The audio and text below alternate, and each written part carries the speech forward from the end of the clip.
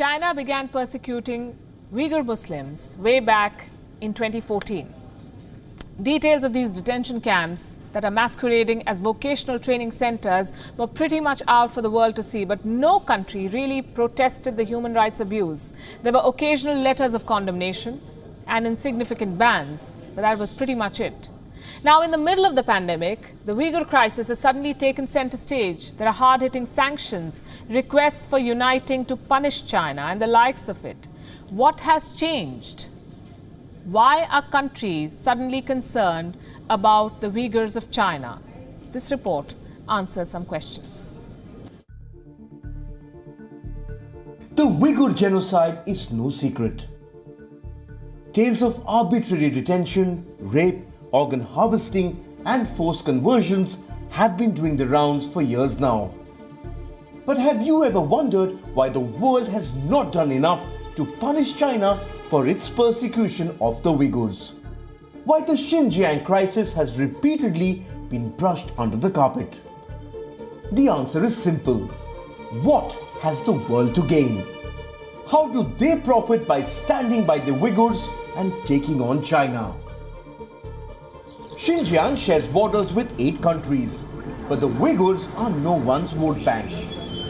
Uyghur Muslims are being persecuted for their religion, but the Muslim nations of the world have been notable in their silence. If anything, in 2019, Pakistan and Saudi Arabia were praising China at the United Nations for Beijing's quote-unquote remarkable achievements in human rights and counter-terrorism in Xinjiang. At least 2 million Uyghurs are in detention camps, or what can be called 21st century concentration camps. But this human rights abuse has barely caught the interest of any country.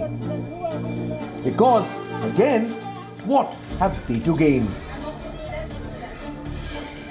Instead, countries chose to prioritize their economic ties and strategic relationship with China. Some were even complacent in the crime. In 2015, Thailand sent back over 100 Uyghurs.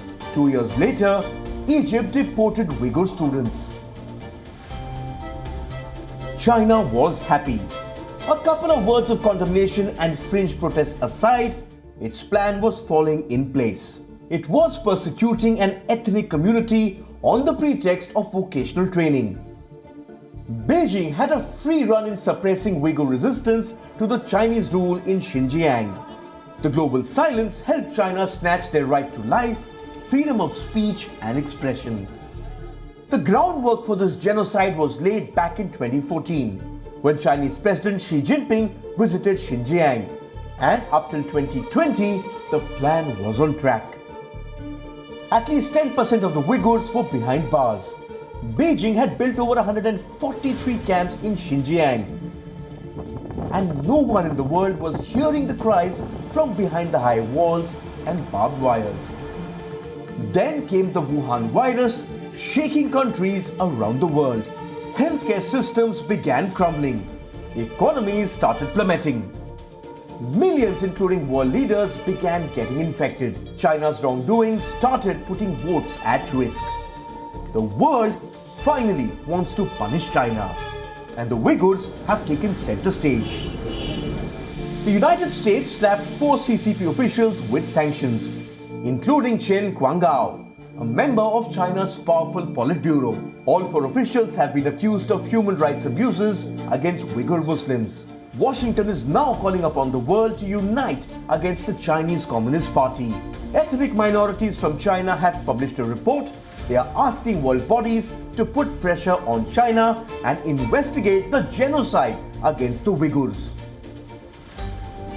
The report says the Chinese government has deployed 1.1 million Han Chinese cadres to control the daily life of Uyghurs. Over 6 years of persecution later, the Uyghur crisis is finally being addressed. The question now is, how can the world punish China? Sanctions and letters of condemnation have not worked in the past. If the world wants to free the Uyghurs, if it wants to punish China, it must hit China where it hurts the most. they can start with the CCP's coffers. Bureau Report, WION, World is One.